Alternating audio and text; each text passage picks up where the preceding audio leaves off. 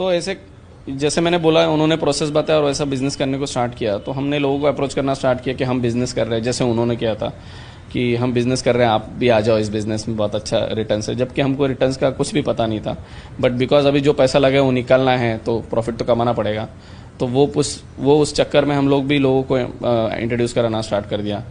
उसके बाद कुछ 6 महीने बाद हमने मेरे मम्मी और मेरे मदर इन लॉ के नाम पे वापस 5 लाख रुपए जमा करके हमने डाल दिया। वो करने के लिए भी उन्होंने मदद की, जो भी गोल्ड लोन थे हमारे, जो भी हैंड लोन थे, किसी से इंटरेस्ट पे लेके आना, ये वो ऐसा करके हमने वापस 5 लाख रुपए। तो ऐसे टोटल मिला के 1 साल के गैप में, 1 साल के रेंज में मेरा कुल मिला के कुछ 17.5 लाख रुपए उसमें अटक गया।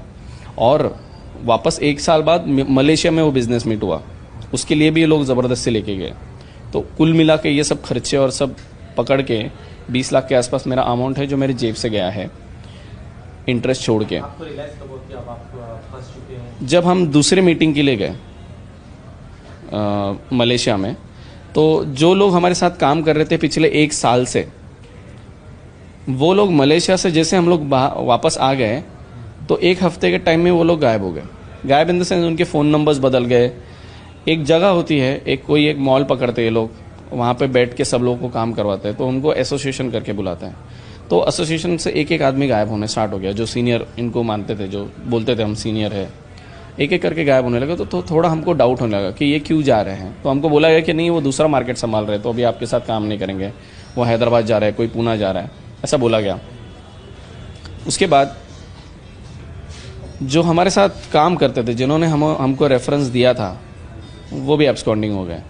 फिर हमको पता चला कि कुछ गड़बड़ है, और एक दिन में तो ऐसा हुआ कि पूरा एसोसिएशन ही गायब हो गया। तो बोला गया कि कल से वहाँ पे काम नहीं होना है। संपर्क में मतलब मैं हॉट जोन में थी।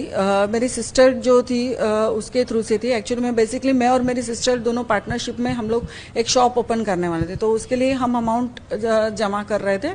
तो जनरली सुविजा पाइप जो थी वो उनके ऑफिस में थी, मेरी सिस्टर के।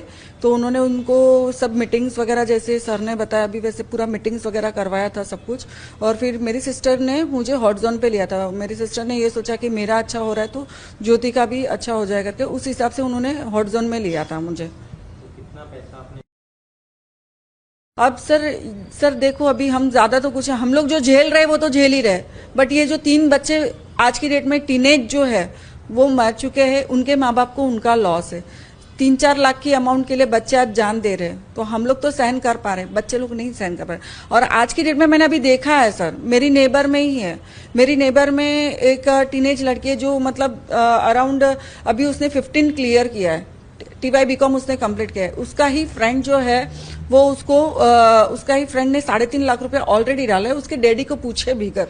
बट मेरी जो नेबर है उन्होंने मुझे बताया कि दीदी आप एक बार मुझे लेके गए थे करके, बोलते सेम सिचुएशन यहाँ पे हुआ है। तो मैंने उनको बोला कि पैसा मत डालो। आज की डेट में भी मुलुंड में सब जगह पे हो रहा है सर, तो ये प्लीज फाइनली बंद करो।